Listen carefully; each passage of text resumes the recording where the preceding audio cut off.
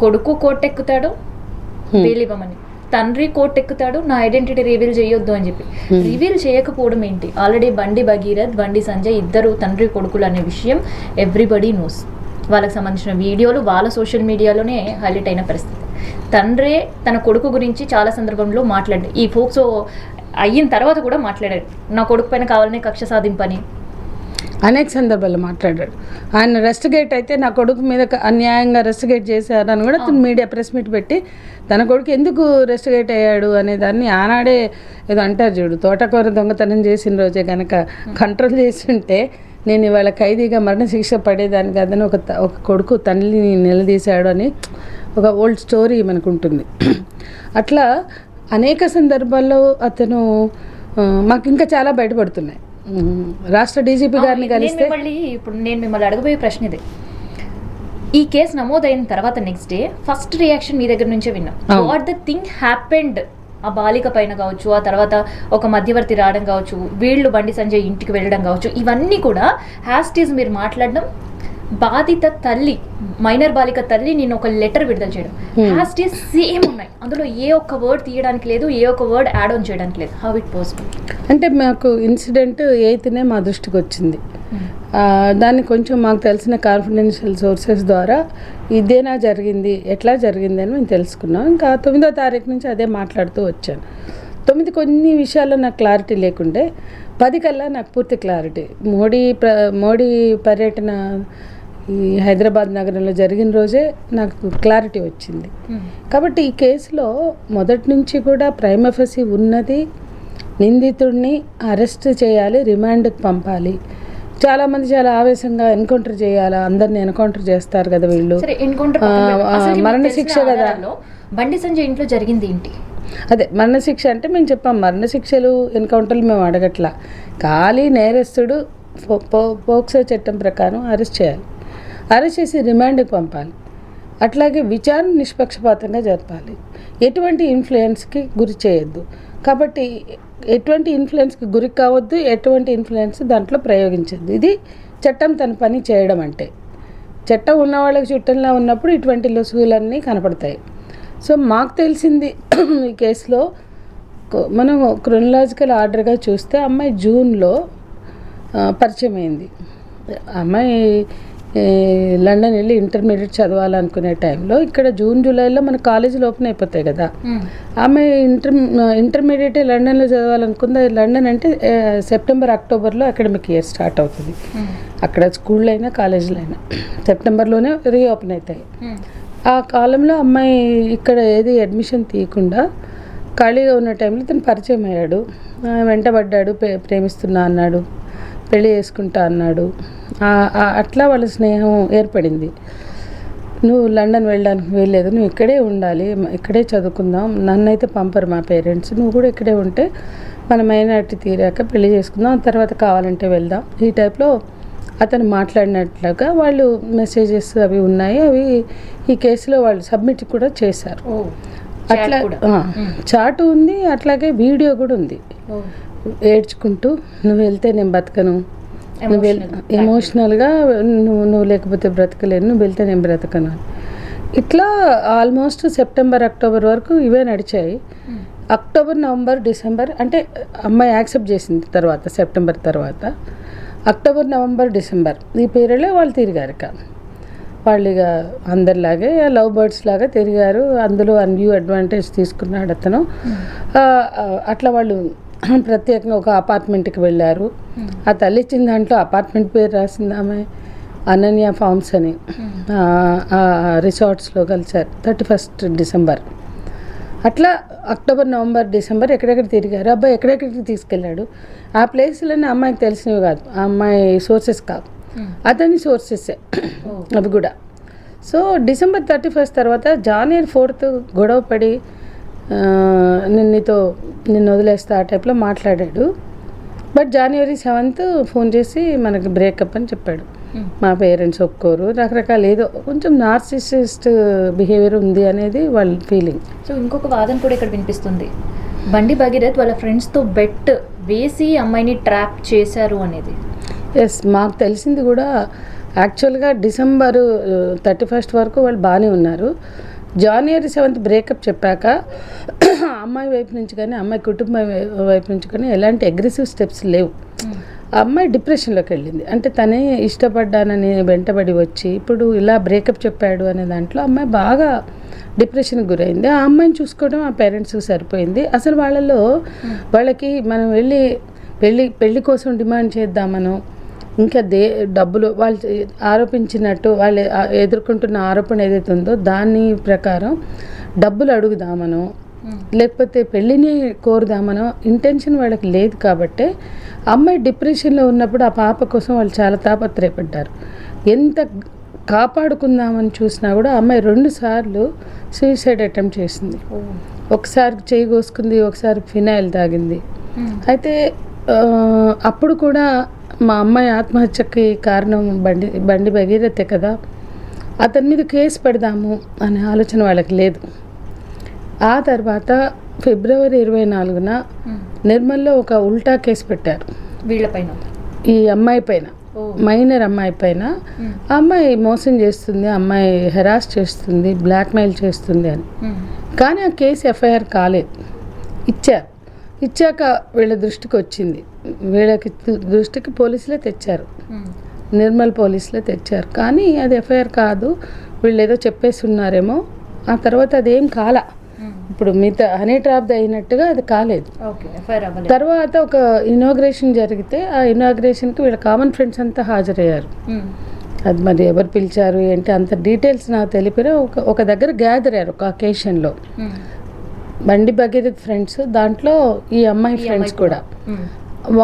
అందులో ఒక అతను అంతకుముందు ఈ అమ్మాయిని పడేసే విషయంలో ఒక అబ్బాయికి బండి భగీరథ్కి ఛాలెంజ్ జరిగిందని, బెట్టింగ్ చేశాడని, అమ్మాయిని పడేస్తా చూడు అని తను బెట్టింగ్ చేశాడని, ఆ ఫోటోలు వీళ్ళిద్దరు ఇంటిమేటెడ్గా ఉన్నప్పుడు ఆ 3 నెలలు ఆ ఫోటోలు అబ్బాయికి చూపించాడని, అట్లాగే అవి అక్కడ ఉన్న ఫ్రెండ్స్కి కూడా ఇచ్చాడని, అంటే షేర్ చేశాడని ఇది వీళ్ళ దృష్టికి వచ్చింది.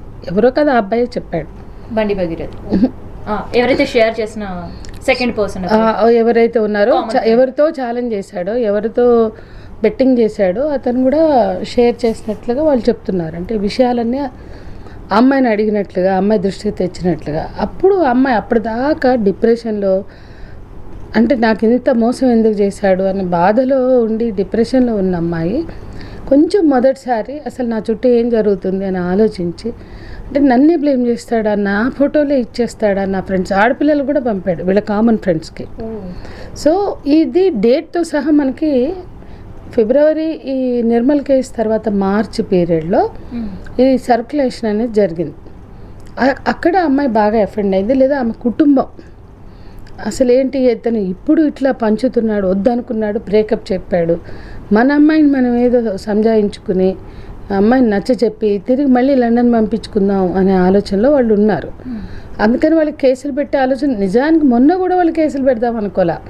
బండి సంజయ్ గారి దగ్గరికి వెళ్ళడానికి ముందు, కంప్లైంట్ చెప్పడానికి మేబీ బండి సంజయ్ గారి దగ్గరికి వెళ్ళడానికి ముందు సంగప్ప గారు వచ్చారు, ఎక్స్ జర్నలిస్ట్, V6 జర్నలిస్ట్.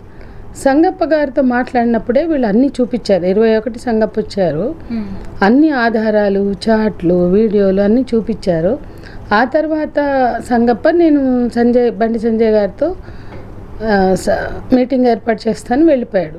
తర్వాత మీటింగ్ ఏర్పాటు అయింది. అప్పుడు అతను చాలా అగ్రెసివ్గా మాట్లాడాడని, బెదిరింపు ధోరణితో మాట్లాడాడని, అవమానకరంగా మాట్లాడాడని. ఈ అమ్మాయి సూసైడ్ ఇష్యూ బండి సంజయ్ వరకు చెప్పారా? అంటే ఫినాయిల్ సూసైడ్ చెప్తే దాన్ని కూడా కొంచెం అవహేళన చేస్తూ మాట్లాడినట్టుగా. ఏమన్నారట అంటే ఫినాయిల్ తాగింది మా అమ్మాయి అంటే అటు సైడ్ అమ్మాయి వైపు చూసి ఫినాయిల్ టెస్ట్ బాగుందా అన్నట్టు. అట్లాగే అదే మా అబ్బాయితోటి తిరిగిందని, ఏంటి మీ అమ్మాయి ఎంతమంది తిరిగింది, ఇట్లాంటివన్నీ అన్నట్లుగా చూసిన తర్వాత కూడా అన్నట్లుగా వాళ్ళు చెప్తున్నారు. వాళ్ళు ఇనిషియల్గా కంప్లైంట్లో కూడా రాశారు ఇవన్నీ. సో వాళ్ళ బాధ అంతా ఏంటంటే ఆయన దగ్గరికి వెళ్తే ఒక ఎమికబుల్ సొల్యూషన్ దొరుకుతుందని. అప్పటికి కూడా వాళ్ళకి ఇంటెన్షన్ పెళ్లి చేద్దామని లేదట. అంటే పెళ్ళి అనే పర్పస్తో వెళ్ళలేదంట వాళ్ళు. ఈ అమ్మాయి వద్దనుకున్నాక ఇంత ప్రచారం ఎందుకు చేస్తున్నారు, అందరికీ ఎందుకు ఫోటోలు పంపిస్తున్నారు? ఈ నిర్మల్లో పెట్టిన కేసుతో వీళ్ళు భయపడ్డారు. మొదటిసారి వీళ్ళు చట్టాన్ని ఆశ్రయించాలనుకుంది నిర్మల్లో ఉల్టా కేసు పెట్టినందుకు.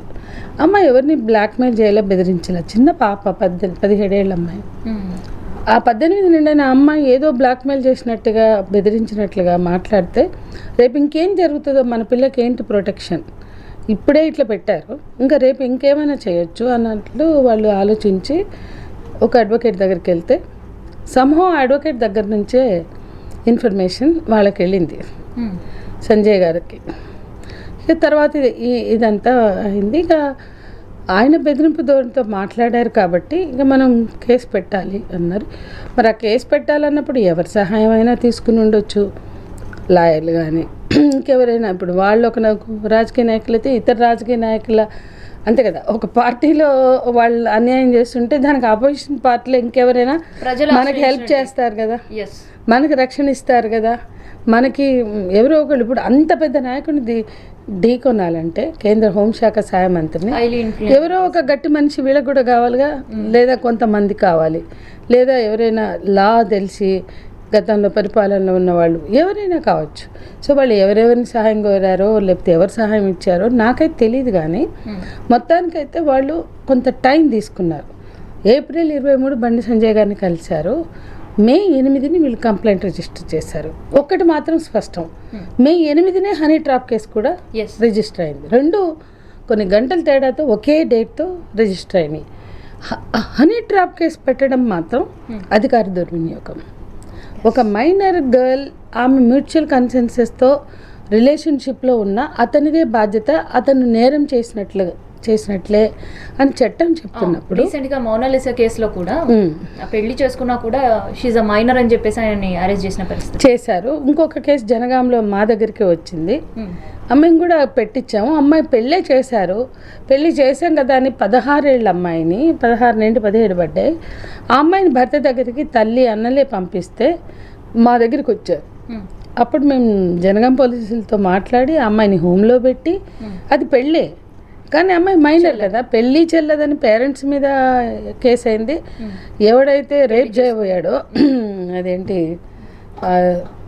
ఫస్ట్ నైట్ పేరుతో ఆ అబ్బాయిని కూడా అరెస్ట్ చేశారు. అట్లా చాలా చోట్ల జరిగినాయి. పెళ్ళైనా ప్రేమ అయినా ఆ అమ్మాయితోటి లైంగిక సంబంధంలోకి వెళితే ఇందులో ఆ అమ్మాయికి ఇష్టం లేదు, అతను 40 ఏళ్ళోడు. ఆ కేసు జనగాం కేసు కాబట్టి అమ్మాయి పారిపోయి మా దగ్గరికి వచ్చింది, అంటే మమ్మల్ని అప్రోచ్ అయిన వాళ్ళ దగ్గరికి వెళ్ళింది. సో మేము హోమ్లో పెట్టాం, ఏదో జరిగింది. కానీ ఇక్కడ ఏంటంటే ఇష్టం ఉండి కూడా తెలిసి తెలియని వయసులో పెద్దలు ఏం చెప్తే అది చేస్తారు. పెళ్ళికి తల ఉంచింది అమ్మాయి, కానీ తర్వాత అంటే ఆ తర్వాత కూడా అతను సెక్షువల్గా చాలా అమ్మాయికి నరకం చూపించాడు. అప్పుడే అమ్మాయి బయటకు వచ్చింది, ఒక నెల అయింది. అప్పటి నుంచి చాలా గొడవలయ్యి తల్లి పోలీసులు కూడా తల్లిని తిట్టి తల్లిని నీ మీద కూడా నిన్ను కూడా జైలుకి పంపిస్తామని చెప్పేంత స్థితి. మరి అటువంటివి మిగతా కేసుల్లో కూడా అంటే అమ్మాయికి రక్షణ ఇవ్వడానికే జరిగింది. మేము మాట్లాడాం, ఎస్పీతో మాట్లాడాం, ఆ పాపని గవర్నమెంట్కి సంబంధించిన చైల్డ్ కేర్లో పెట్టారు. బట్ ఎందుకు అంటే ఒక సామాన్యుడి విషయంలో సో దాంతోపాటు నిన్న కూడా ఒక జగద్గిరిగుట్టలో ఒక కేసు నమోదైంది, పోక్సో బోయిన్పల్లికి సంబంధించిన ఒక హెడ్ కానిస్టేబుల్ ఇష్యూలో కూడా నేను శిక్ష పడ్డ పరిస్థితి 31 years ఆఫ్. నేను వికారాబాద్లో కూడా ఇంకొక ఫోక్సో. సో ఈ ఫోక్సో అని విధంగానే పోలీసులు ఇట్లా నిద్ర నుంచి మేము ఇప్పుడే టక్కున లేసామన్నట్టు వెళ్ళి చాలా అలర్ట్గా బిహేవ్ చేసిన సిచ్యువేషన్, వాళ్ళని అరెస్ట్ కూడా చేశారు. అప్రిషియేట్ చేయాలి ఇక్కడ. కానీ బండి భగీరథ్ ఇష్యూలో మాత్రం సుప్త చేతన అవస్థ. అంటిల్ సీఎం స్పందించే వరకు, సీఎం స్పందించిన తర్వాత కూడా ఏకంగా బాధిత మహిళ ఎవరైతే మైనర్ వాళ్ళ మదరో మాకు రక్షణ ఇవ్వండి అంటూ లేఖ రాసే పరిస్థితి. రక్షణ కోరారు, భద్రతను కోరారు. అదే సమయంలో సీఎం ఆదేశాలు వచ్చాయి డీజీపీకి, ఆ తర్వాతే అన్నీ కదిలినాయి అని చెప్తున్నారు. అసలు సీఎం ఆదేశాలు ఆ రోజు అంటే 12వ తారీఖు ఇచ్చారు. మరి 8 నుంచి 12 వరకు సీఎం ఆదేశాలు ఆపాయా, లేదా సీఎం వద్దంటేనో లేకపోతే మరెవరైనా అడ్డుకుంటే ఆగారా, లేకపోతే పోలీసులే ఓవర్ యాక్షన్ చేసి అత్యుత్సాహం ప్రదర్శించి కేంద్ర యూనియన్ మంత్రి కాబట్టి వాళ్ళ కొడుకుని అరెస్ట్ చేయడం ఏంటి, వాళ్ళకి వర్తించదు చట్టం అనుకున్నారా, రేవంత్ గారు 2 సందర్భాల్లో చెప్పారు. Hmm. అల్లు అర్జున్ అరెస్ట్ అయినప్పుడు కూడా చెప్పారు, సెలబ్రిటీలు అయితే పెద్దవాళ్ళు అయితే రాజకీయ నాయకులు అయితే నేరం చేసినప్పుడు అరెస్ట్ చేయొద్దని ఏమైనా చట్టం ఉందా? చట్టం ఉంటే చెప్పండి, నేను అదే పాటిస్తాను. అసెంబ్లీ సాక్షిగా మాట్లాడారు. అంటే అందరికీ ఏం అర్థమైందంటే ఎంత పెద్దవాళ్ళైనా చట్టం ముందు సమానమే, పేదవాళ్ళకు న్యాయం పెద్దవాళ్ళకు న్యాయం లేదు అని. మరి అది ఇక్కడ ఎందుకు వర్తించలేదు? 8వ తారీఖు ఎఫ్ఐఆర్ అయితే 10వ తారీఖు నా ప్రియమిత్రుడు అని ఎందుకు ప్రకటించాల్సి వచ్చింది? మళ్ళీ అదే మీటింగ్లో మోడీ గారు మాతోటి చేరండి అనే ఒపీనియన్ వ్యక్తం చేశారు. అంటే ఈ సినారియో చూసిన తర్వాత బాధిత కుటుంబాలకి రాజకీయ పలుకుబడి ఇంకా మోరుంది, మనం కేసు పెడితే న్యాయం జరుగుతుందో లేదా అనే విషయంలో నంబర్ ఆఫ్ క్వశ్చన్స్ చూసుంటారు. అంటే వాళ్ళు అసలు ఆలోచించి ఇష్టం లేకుండానే కంప్లైంట్ ఇచ్చాము అని చెప్తున్నారు. ఆ కంప్లైంట్ 8వ తారీఖు ఇచ్చిన కంప్లైంట్ కూడా వాళ్ళు ఇష్టంగా ఇవ్వలేదు, భయంతో ఇచ్చారు, భద్రత కోసం ఇచ్చారు. ఆ కంప్లైంట్ వెనుక భద్రత, అది ప్రధానమైన లక్ష్యం అని మనం మర్చిపోవద్దు. ఎందుకంటే అతని బిహేవియరు ఇంకా చాలా ఇంకో తెలుసా, ఒక దశలో అపాప సూసైడ్స్ అటెంప్ట్ చేస్తున్న టైంలో అతనే బాధపడ్డాడట. మళ్ళా అతనే వాళ్ళ అమ్మతో మాట్లాడి ఇట్లా అమ్మాయి జాగ్రత్త, అమ్మాయి చచ్చిపోతుందేమో నాకు భయం వేస్తుంది అన్న టైప్లో, అంటే ఇట్లా చేస్తుంది, డిప్రెషన్లో ఉంది అని అతను కూడా, అంటే ఇప్పుడు తల్లి రాసిన దాంట్లో ఉంటుంది. ఒక దశలో బండి భగీరథే ఆందోళన చెందాడు, ఆ అమ్మాయి ఏమవుతుంది అని. అంటే అమ్మాయి ఎంత డిస్టర్బ్ అయింది, ఆ తల్లి చెప్తుంది, బాగా డిస్టర్బ్ అయింది మా అమ్మాయి. దేనికి డిస్టర్బ్ అయింది? ఆమె జీవితంలోకి నువ్వే వచ్చావు, నువ్వే వెళ్ళిపోయావు. ఆ తర్వాత అమ్మాయి డిస్టర్బ్ అయిందంటే ఆ డిస్టర్బ్ అయినటువంటి అమ్మాయికి ఏం కావాలి? ధైర్యం ఇవ్వాలి, భరోసా ఇవ్వాలి. ఆ అమ్మాయి ఏమో డైరెక్ట్గా పోలీస్ స్టేషన్కి వెళ్ళి కేసు పెడదాం అనుకోలే. ఈ మధ్యలో జరిగిన డిస్టర్బెన్స్ అంతా ఎవరు చేశారు? కాబట్టి పోక్సో కేసు వచ్చింది. ఇవన్నీ మర్చిపోయి ఇవాళ రకరకాలుగా ఆ అమ్మాయి మీద బురద చల్లడం, ఆ అమ్మాయిని మీడియాలోకి లాగడం, ఆ అమ్మాయి అక్కడ పోయింది ఇక్కడ, ఆ కారులో వెళ్ళే దృశ్యాలు, ఆ అమ్మాయి ఫోటోలు, ఆ అమ్మాయి పేరెంట్స్తో వెళ్ళిన ఫోటోలు, వీళ్ళు గుళ్ళు గోపురాలు కూడా తిరిగారు, ఆ ఫోటోలు అన్నీ బయటకు వచ్చినాయి. ఒక పోక్సో చట్టంలో, పోక్సో కేసులో ఆ అమ్మాయి కుటుంబ సభ్యులను కూడా చూపించకూడదు. వచ్చాయా లేదంటే ఫ్యామిలీని కావాలని బజార్ కీడ్చే ప్రయత్నం ఒక certain session of social media చేశారు. ఖచ్చితంగా చేశారు. బండి సంజయ్ గారి సోషల్ మీడియా ఆర్మీ చేశారు, వాళ్ళ మద్దతుదారులు చేశారు, చాలా క్యారెక్టర్ అసాసినేషన్ చేశారు. అసలు ఆమె పబ్బులకు పోవడం ఏంటన్నారు, సనాతన ధర్మం అని మాట్లాడి తెల్లారు లేస్తే జై శ్రీరామ్ అంటూ నా హిందూ మతం గణేష్ చవితి రోజు వినాయకులు పర్మిషన్లు తీసుకోమంటే నా వినాయకుడి కావడగాల, మా హిందూ మతం మా దేవుళ్ళని మాట్లాడాడు.